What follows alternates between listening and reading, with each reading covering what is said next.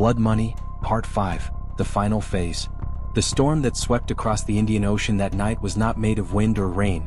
It was made of secrets finally catching up to the men who built empires on ghosts. 3 months had passed since Rachel Monroe vanished into the horizon beside Elijah Matthews. 3 months since Mia Ridge received that cursed email, "Welcome to the fund." And now the story was finally coming back for its ending. Not an evolution. Not a rebirth. A reckoning. Interpol's Financial Crimes Directorate had never seen anything like it. At 3:14 a.m., every terminal across the Singapore office lit up with the same message. Incoming data payload. Source unknown. Volume 8.3 terabyte. Status verified.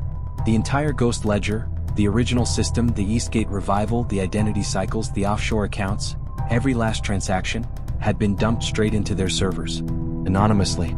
The first document they opened contained nothing but a sentence. "End it. Signed RM." Detective Gary Lee was the one who recognized the initials. "Monroe," he whispered. For the first time in years they were ahead of Matthews. At the same hour Interpol received its data leak, Mia Ridge received her own package. A small metal box. Cold. Heavy. Inside, a black device shaped like a flash drive. And a folded note in Monroe's handwriting. "This destroys everything. Use it when the time comes." Mia didn't even know what she was holding, until she forwarded a photo of it to Ethan Cross. His response came instantly. "That's the seed protocol at the core of the Ghost Ledger that if it's in your hands, Matthews can't run anymore." Then a second message followed. "I'm coming to you.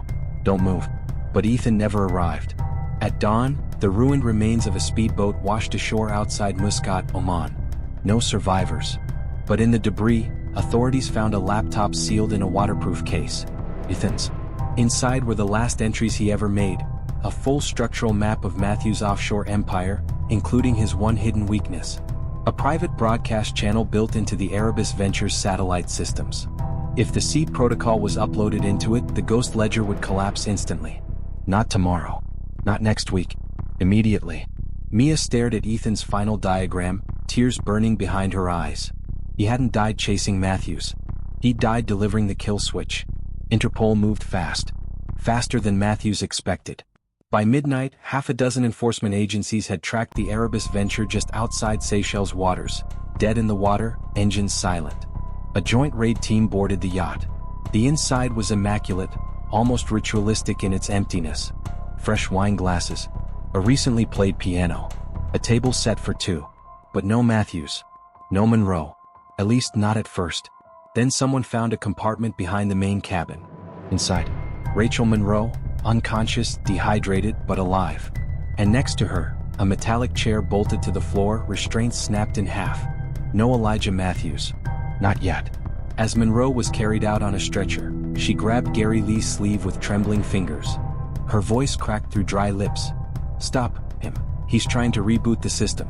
He thinks he can rebuild it elsewhere. Please, finish it."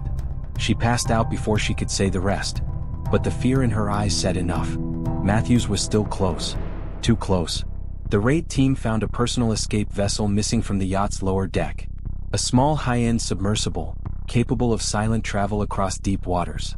Matthews was running. Interpol scrambled a patrol aircraft. Coast guards from 3 nations were alerted. And Mia Ridge, still holding the seed protocol, was flown directly to the Seychelles Operations Center. When she landed, a duty officer sprinted to her with a tablet in hand. "We've got him," he said. On the screen was a thermal signature. A single occupant. A moving submersible. Heading toward Madagascar. He was trying to disappear again. But this time he wasn't outrunning ghosts. He was outrunning justice. Matthews was intercepted at 4:27 a.m., just as his vessel surfaced for satellite realignment. 4 patrol boats encircled him. Floodlights pinned him in place. But even cornered, he smiled. "You think this stops anything?" he called out. "Remove me and someone else will rise. This system was designed to survive death." Mia stepped forward, holding the seed protocol. "No," she said. "It was designed to obey whoever sits at its center. And now no one will." She inserted the device into the submersible satellite port. A global broadcast erupted instantly. Screens around the world flickered. Hong Kong, London, Dubai, Zurich, New York, all displaying the same message. Ghost Ledger, core system failure, permanent shutdown in progress. Billions of dollars in shadow accounts froze in place. Shell companies dissolved. Digital identities collapsed. And for the first time since Matthews built his empire, every ghost he ever created went dark. Matthews watched the collapse unfold, his expression breaking for the first time. You don't understand," he whispered. "You can't kill a system like this. You'll create chaos." "No," Mia replied.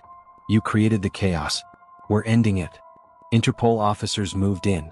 Elijah Matthews, the architect of the Ghost Ledger, the man who manipulated continents, was finally arrested. No tricks, no escapes, no resurrection. It was over. Rachel Monroe survived. She woke in a Seychelles medical facility 2 days later, weak but conscious. Gary Lee sat beside her. He didn't smile often, but today he did. "It's done," he said. "Matthews is in custody. The ledger's dead. Ethan's work, your work, ended it." Monroe stared at the ceiling, tears gathering in her eyes. "Justice?" she whispered. "Justice," Lee repeated.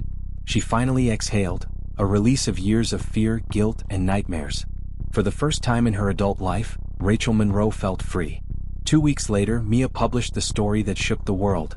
Blood Money, the ledgers that lied. She named every corporation, every shell company, every political enabler, every victim resurrected or erased by the Ghost Ledger. And in her final paragraph, she wrote, "The world didn't end when the Ghost Ledger died. It restarted. Because for the first time in decades, the dead stayed buried, and the living stopped hiding." On a quiet morning in Havenbrook, Rachel Monroe visited Ethan Cross's grave. She placed a small glass cube on the soil, the one Matthews forced into activation months earlier. It no longer glowed.